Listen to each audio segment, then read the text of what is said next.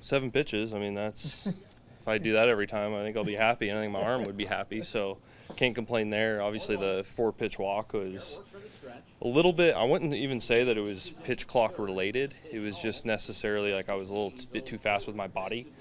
So that's something that perhaps maybe I was like my internal clock was going, and so that sped up my delivery. And so I kind of recognized it in the moment, but still didn't fix it. So that's something I'm looking forward to cleaning up next time, is making those adjustments on the fly. Is that something you can actually work on the side before you actually get in a game with a pitch clock? I mean, have you been trying to hurry yourself up?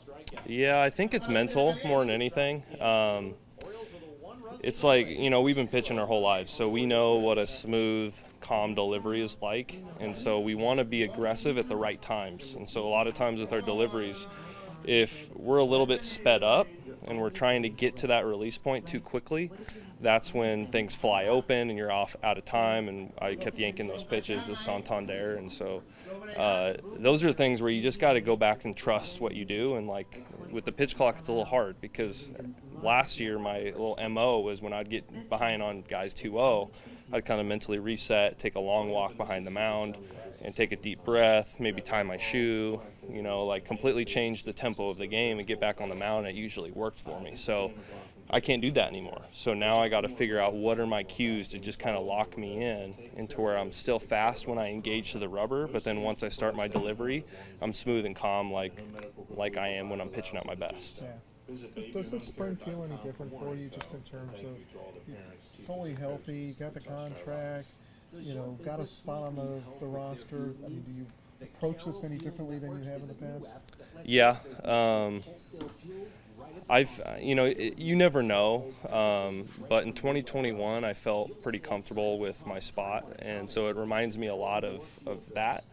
And I came out of 2021 into that season on a hot streak, really confident, really feeling good. So I'm trying to kind of mimic that feeling. In 2022, I was not only trying to prove that I was healthy, but I was also trying to make sure I was healthy, and I was trying to earn a spot on the team. And so it's like, how do you balance like trying to push the envelope to show them that you're ready health-wise and that your stuff is there, but also not risking health and stuff like that. And so it's like you got to kind of balance. In 2020 when I made the team, it was like I'm trying to make my dream come true. Like I will do anything, right? Like I'll jump off a cliff if it gets me, gets eyes on me, So I think strategy kind of plays into it a little bit, that it's 2 years in a row that I've had an injury, and so we're kind of just, one of the things I'm looking at is just workload management, not in the game.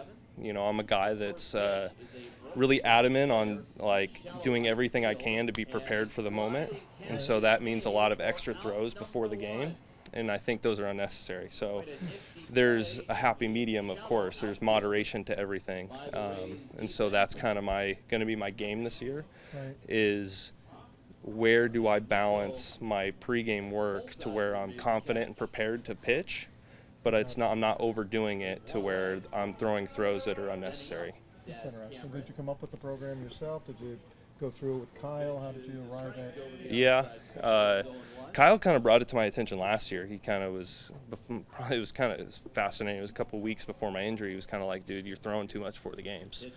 And I'm not saying that's related. I think my injury was really unique last year. But besides the point, like I do throw too much for the games. And that's that. In the past, that has been by design. So this year it has been a lot of talk with the team, but also it's just adaptation in the moment. Like I'm trying, like the more that we can feel our bodies and we can be like, okay, this is enough or this is not enough, then we're in the perfect spot, right?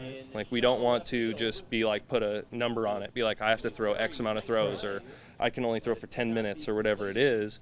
There's no room for adaptation, and so I'm going to just let my body kind of speak to me, but not push my body to where when I'm pitching, when the game matters the most, I can't go 2 innings because I threw a bullpen before the game when I didn't need to, or whatever it may be. I'm just trying to trust what I do and know that when I go out there, I'm good.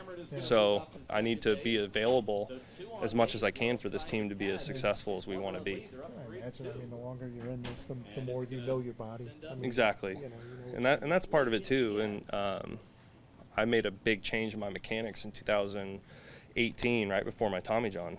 I was throwing like 85, 86 by design, trying to get sink at the bottom of the zone.